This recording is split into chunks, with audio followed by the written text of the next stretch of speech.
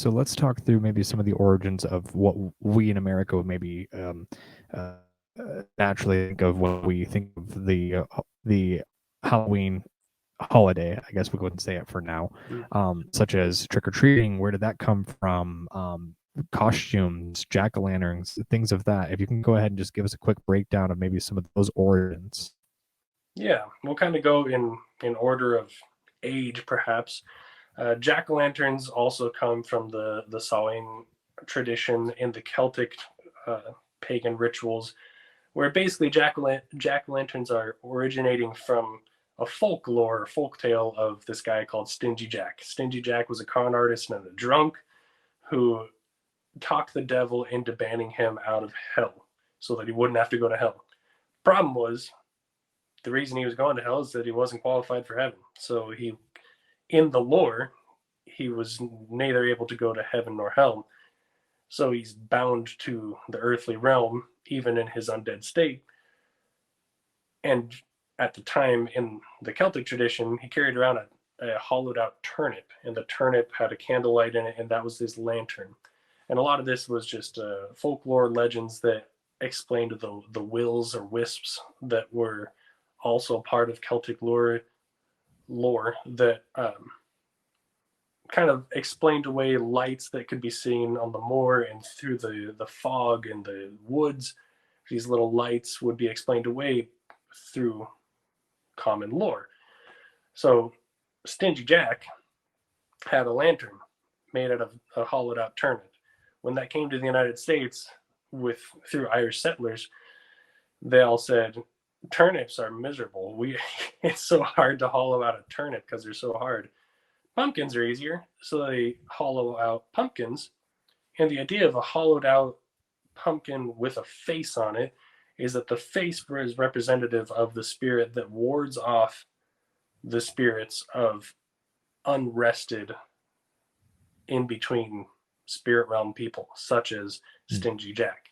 So Jack O' Lantern, it's Jack's old lantern, is the idea behind that. So its origins are less than favorable because it's purely symbolism of warding off evil spirits and appealing to any unwell spirits that would come your way to kind of ward them away.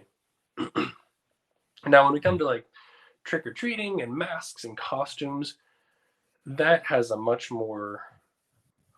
less ancient background, I suppose.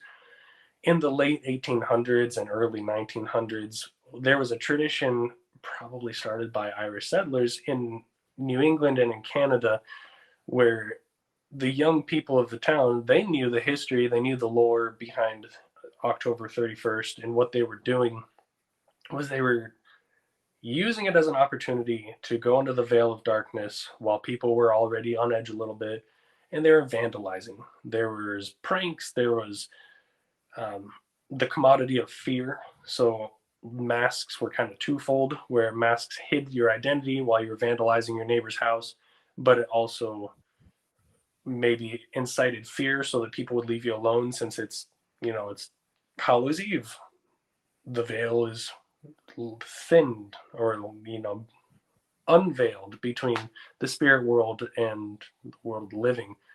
So kids were doing this for a long time, and it wasn't until really around 1912 there was a woman in oh goodness, I think it was Massachusetts, I could be wrong, someone would know the history better than I do for her, but she basically started throwing big ragers in the city to try to wear the kids out so that they'd stop trashing everyone's homes. So they started having big celebrations and festivities on Hallows Eve in order to stop kids from vandalizing homes.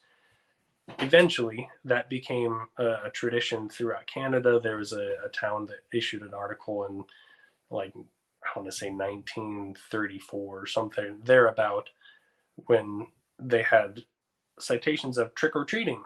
And trick or treating is it's a bargain. Instead of tricking us or vandalizing us, can we just give you candy?